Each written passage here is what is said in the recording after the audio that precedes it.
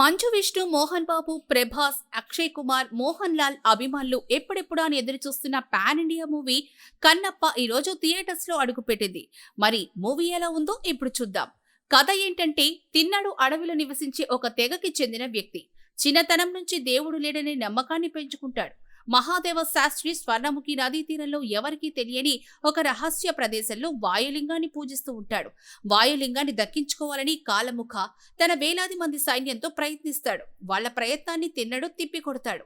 ఆ తర్వాత కైలాసంలో ఉన్న పరమేశ్వరుడు తన మనిషిగా రుద్రుడిని తిన్నడకు వద్దకు పంపించి ఒక రహస్యాన్ని చెప్తాడు. దేవుడు లేడని నమ్మే తిన్నడు ఎందుకు వాయులింగాన్ని కాపాడాడు? అసలు చిన్న వయసులోనే దేవుడు లేడనే నమ్మకాన్ని పెంచుకోవడానికి కారణమేంటి?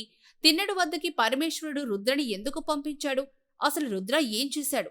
తిన్నడి వ్యక్తిగత జీవితంలో పాటు గత జన్మ రహస్యమేంటి? కన్నప్పగా తిన్నడు ఎందుకు మారాడు అనేది ఈ చిత్రకథ. ఇక సినిమా ఎలా ఉంది అంటే, ఇలాంటి చారిత్రాత్మక కథని నేటితరం ప్రేక్షకుల ముందుకు తీసుకొచ్చిన మోహన్ బాబు, విష్ణులని అభినందించాలి.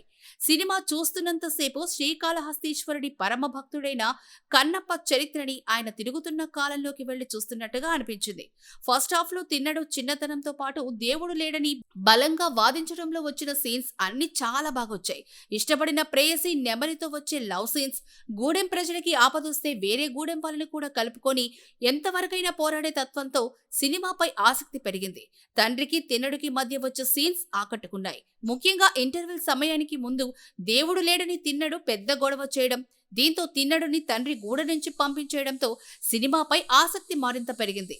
ఇక సెకండ్ హాఫ్ లో కథనంలో మరింత వేగం పెరిగింది. అద్భుతమైన స్క్రీన్ ప్లేతో మ్యాజిక్ చేసేశారు.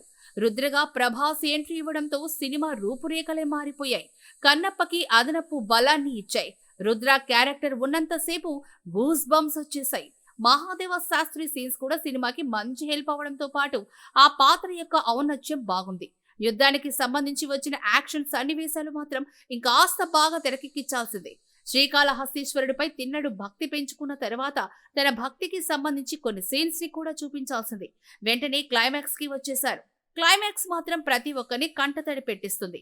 ఇక ఫైనల్ గా చెప్పాలంటే, కథా కథనాలు, నటీనటుల పెర్ఫార్మెన్స్, దర్శకత్వం, మాటలు, ఫోటోగ్రఫీ ఇలా అన్ని కన్నప్పకి చక్కగా కుదిరాయి. నేటి తరానికి కావలసిన విధంగా కన్నప్ప తెరకెక్కడం ప్రత్యేకమైన స్పెషాలిటీ.